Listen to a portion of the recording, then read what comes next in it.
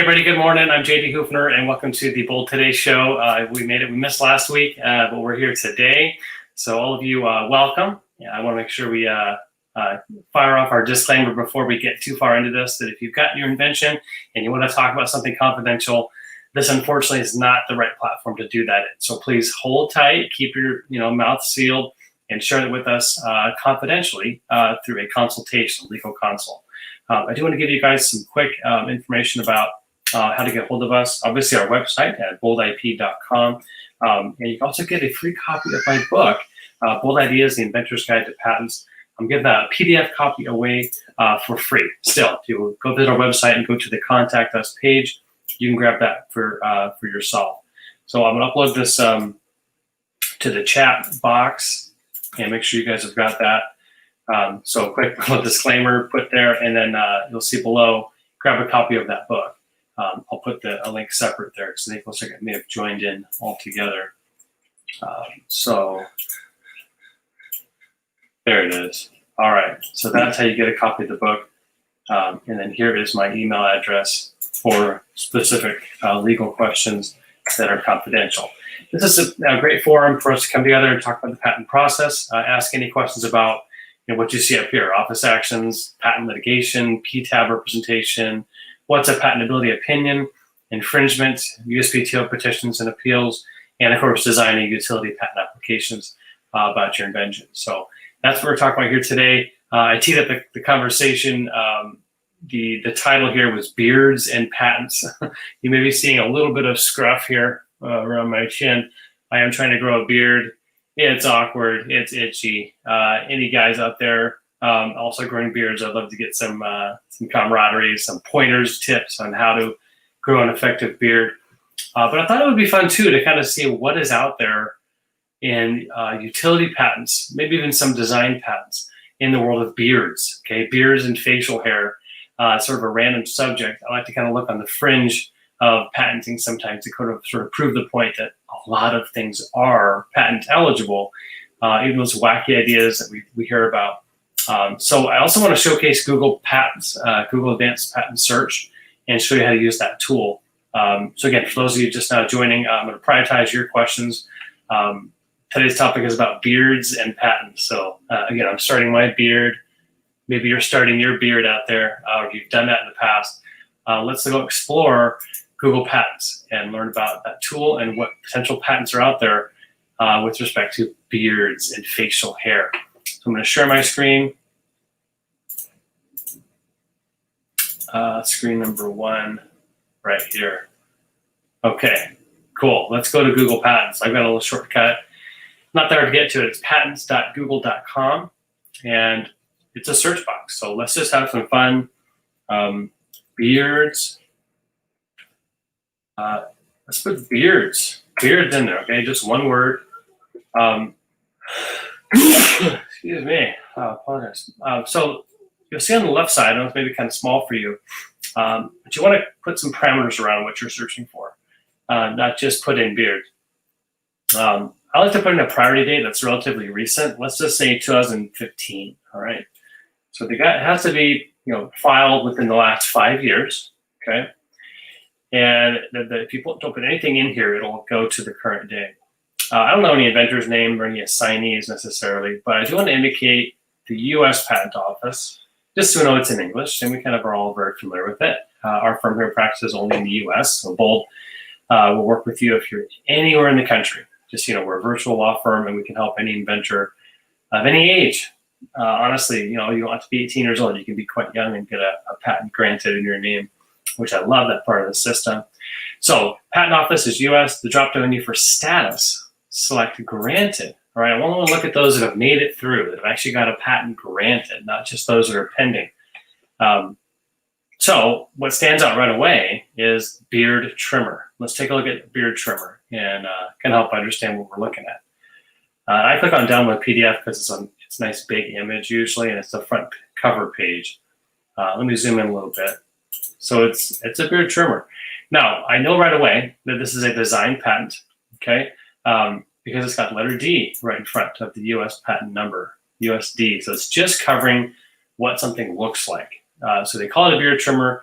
Sure, it's probably got gears and saws and blades, ways to cut actual hair, but that's not what's being protected here under a design patent. All that's protected is the shape, right? The ornamental shape of this trimmer. So they've got some more detailed shots. It's a photograph, it looks like, in black and white, but you can see the overall shape and appearance and proportions, where they've got the grips and some of these, flanges, the overall kind of pointed shape. It kind of takes kind of a two-tone approach, has a nice rounded bevel at the end, where the positioning of the trimmer edges, these little lines and angles, that's all that's being protected here. It's not what it does, not the functionality of this trimmer, just the way it looks, So I think most of you know this company, probably not by its full name, Konica Phillips, but you've heard of the name Phillips, right?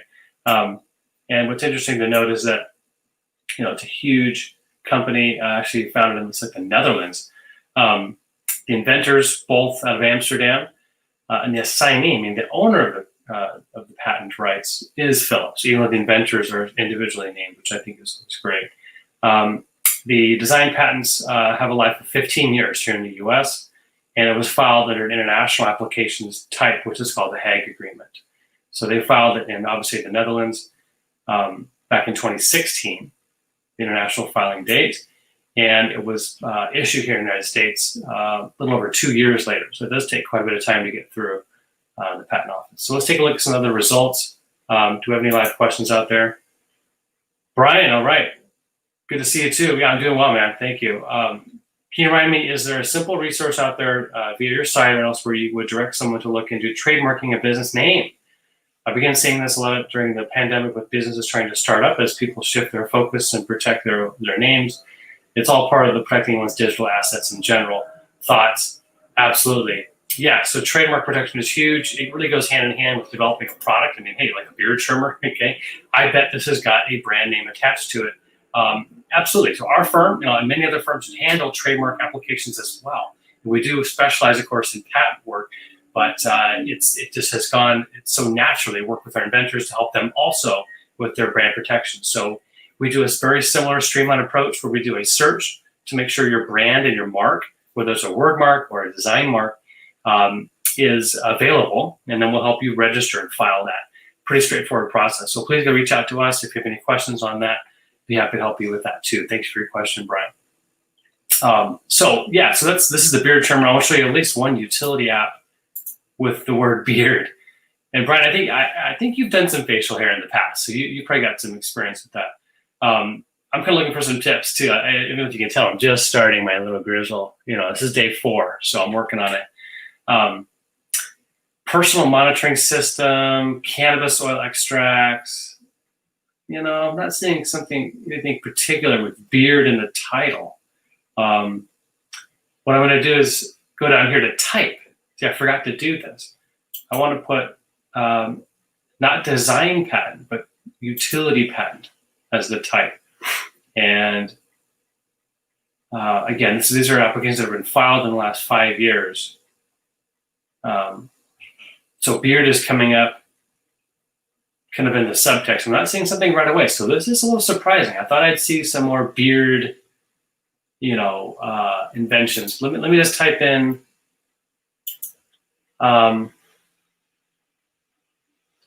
facial hair. There we go. See those patent attorneys, right? Keeping it generic, right? You probably don't want to limit your invention to just beards because that might actually mean you won't be able to have rights on things like mustache or leg hair, right? Or neck hair. So very wise of these attorneys and inventors to put a more generic term, facial hair, in their patent document. So this was an issued patent, a utility patent on disposable facial hair grooming sink liner and wipe systems. So this was issued just a couple years ago, back in August, to Jason Purvis out of North Vancouver, Canada. And he's a sole inventor. He owns this one all on his own. So he has a 20-year priority date from the date of filing of 2016. So he's got this all the way out to 2036. What is this? Okay, Hey, very familiar position. All right, looking to trim a beard. I like to always read the abstract. For those who kind of look at patent documents, I'll just read aloud a little bit. A disposable facial hair grooming sink liner and wipe for collecting shaved hairs over a sink when a person is shaving or cutting facial hair, or head or other bodily hair over the sink. The disposable facial hair grooming sink liner wipe includes an absorbent biodegradable liner.